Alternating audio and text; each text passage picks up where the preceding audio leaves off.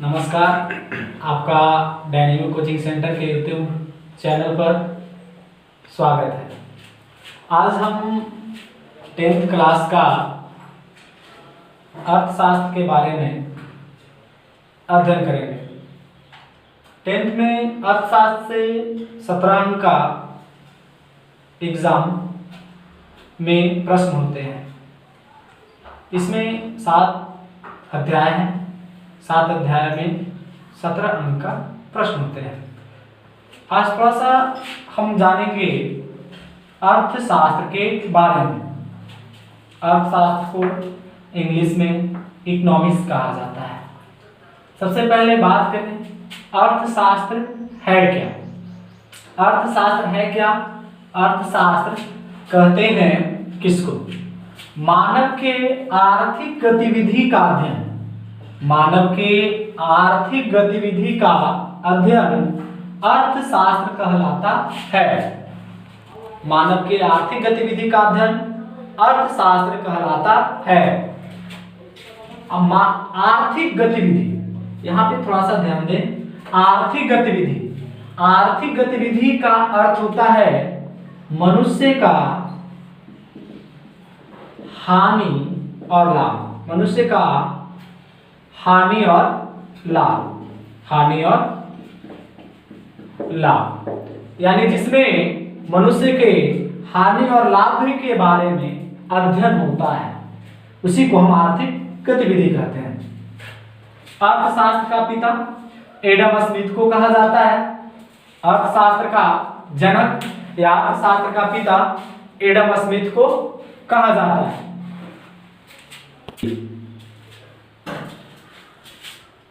अर्थव्यवस्था 10th में 7 अध्याय पढ़ना है।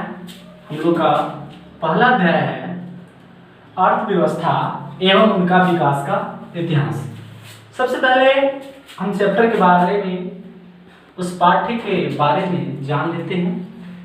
पहला वाक्य है अर्थव्यवस्था। सबसे पहले बात करते हैं अर्थव्यवस्था है क्या? अर्थव्यवस्था है क्या? तो अर्थव्यवस्था कहते हैं जीवन जीने के लिए, जीवन जीने के लिए अपनाई गई व्यवस्था। हर एक व्यक्ति अपने जीविकोपार्जन के लिए कुछ न कुछ व्यवस्था करते हैं। जो वो व्यवस्था करते हैं वही व्यवस्था अर्थव्यवस्था कहलाता है। यानी अर्थव्यवस्था का हम परिभाषा दे सकते हैं जीवन जीने के लिए, जीवन जीने के लिए अपनाई गई व्यवस्था।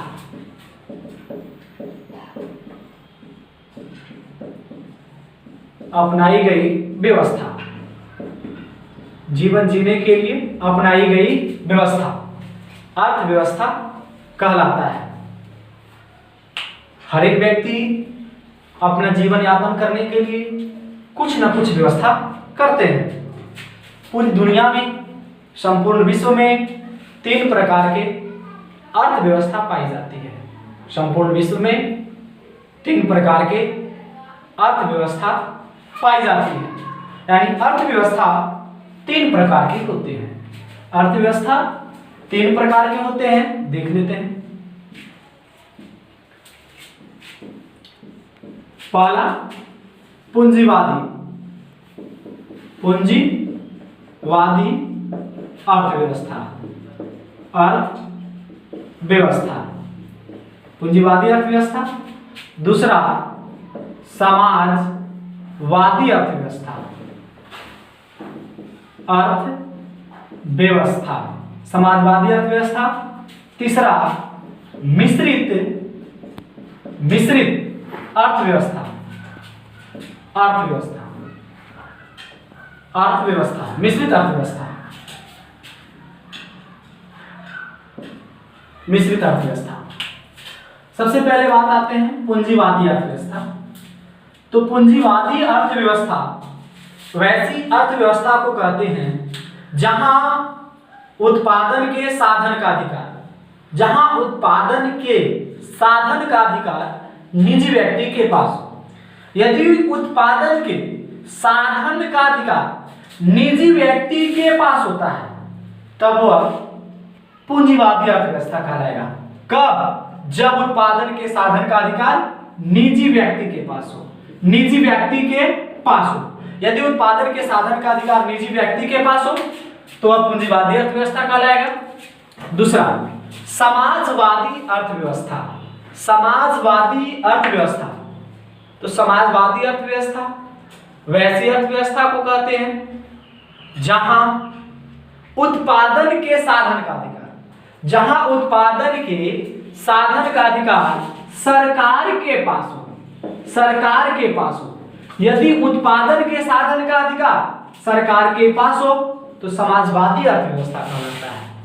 और तीसरा हमारा है मिश्रित अर्थव्यवस्था। मिश्रित, इसका नाम से ही पता चल जाएगा, मिश्रित, मिक्स का मतलब मिला हुआ। तो मिश्रित अर्थव्यवस्था, इसको कई तरह से परिभाषित कर सकते हैं। पहला, वैसी अर्थव्यवस्था जहां उत्पादन के साधन का अधिकार निजी व्यक्ति और सरकार, निजी व्यक्ति और सरकार दोनों के पास हो।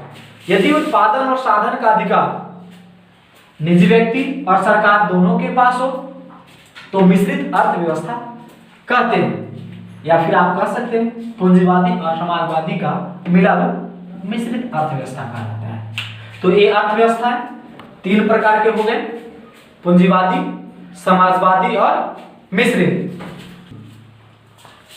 अभी अर्थव्यवस्था तीन प्रकार के हो गए। अब बात करते हैं संरचना के आधार पर अर्थव्यवस्था कितने प्रकार के होते हैं। क्वेश्चन आता है एग्जाम में कि संरचना के आधार पर, संरचना के आधार पर अर्थव्यवस्था कितने प्रकार के होते हैं। तो ये संरचना का मतलब होता है बनावट, यानी हमारी जो अर्थव्यवस्था बनी है, यह अर्थव्यवस्था कितने प्रकार से बने हैं। संरचना मतलब बनावट। तो जो ये अर्थव्यवस्था का निर्माण हुआ है, यह अर्थव्यवस्था जो बना है, यह अर्थव्यवस्था कितने तरह से बने हैं।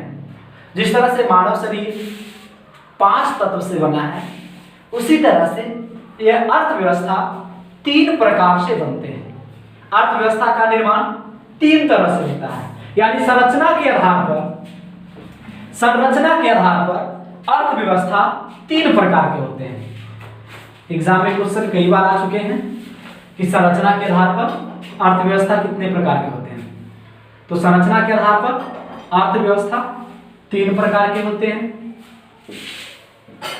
प्रथम क्षेत्र, प्रथम क्षेत्र, द्वितीय क्षेत्र, द्वितीय क्षेत्र और तृतीय क्षेत्र, और तृतीय क्षेत्र। प्रथम क्षेत्र, द्वितीय क्षेत्र और तृतीय क्षेत्र। प्रथम क्षेत्र को कृषि क्षेत्र कहा जाता है, कृषि क्षेत्र, कृषि क्षेत्र। प्रथम क्षेत्र को कृषि क्षेत्र कहा जाता है। द्वितीय क्षेत्र को उद्योग क्षेत्र कहा जाता है, उद्योग क्षेत्र कहा जाता है। और तृतीय क्षेत्र को सेवा क्षेत्र कहा जाता है, सेवा क्षेत्र कहा जाता है।